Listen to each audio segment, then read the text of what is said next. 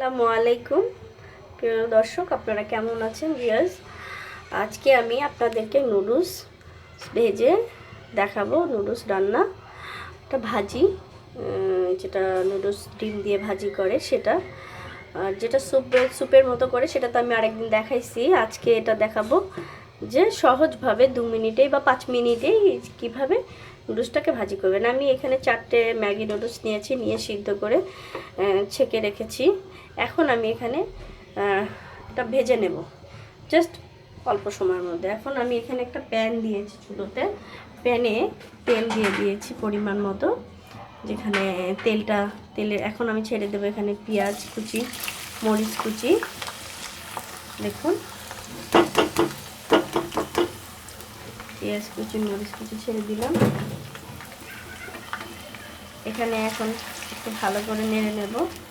তেলটা অনেকে বেশি দেয়, অনেকে পরিমাণ মতো একটু বেশি দেয়, আবার অনেকে, এখানে আমার মনে হচ্ছে তেলটা একটু আমি বেশি দিয়েছি।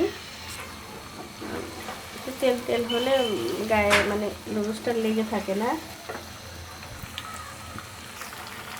আমি এটাকে ভালো করে ভেজে নেব। পেঁয়াজ কুচি আর হচ্ছে পাঁচটে কাঁচা মরিচ দিয়েছি ফালি করে। অনেকে কুচু কুচু করে দেয়, আমি ফালি করে দিয়েছি যাতে ঝালটা থেকে ওটা ফেলে দেওয়া যায় মরিচটাকে। একটু ভালো করে ভেজে নেব।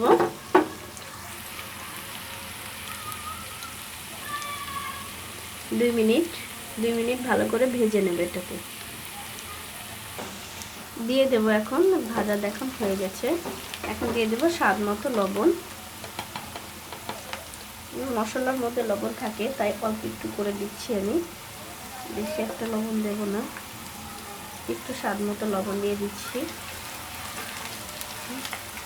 এরপরে এখানে যে নুডলসের যে মশলাটা আমি একটা বাটিতে ঢেলে নিয়েছি।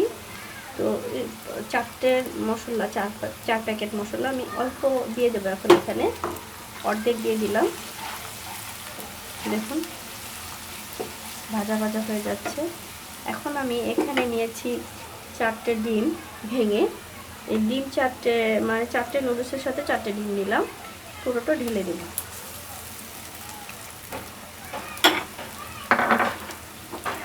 এটাকে ভেঙে দেবো, ডিমটাকে একটু করে নেড়ে দেব ভালো করে ভেজে।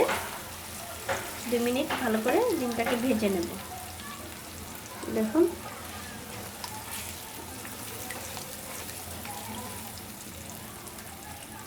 ভাজা হয়ে যাচ্ছে। দেখুন ভাজা ভাজা হয়ে গেছে।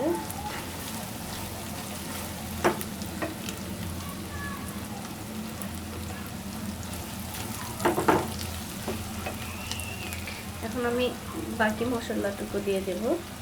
অল্প একটু রেখে দিলাম, আবার মশলাটুকু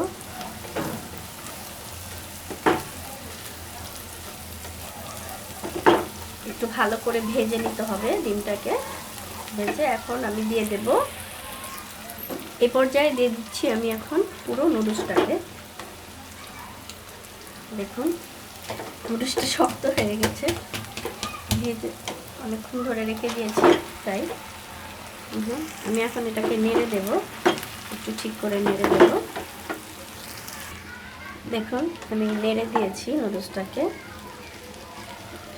তখন চাকা দিয়েছিল কারণ আমি পানি দিইনি, নুডলসটা শুধু গরম পানি ছেঁকা দিয়ে রেখে দিয়েছি, পানি দিয়ে ধুয়ে নিইনি, এই জন্য ঝরঝরে হয়নি।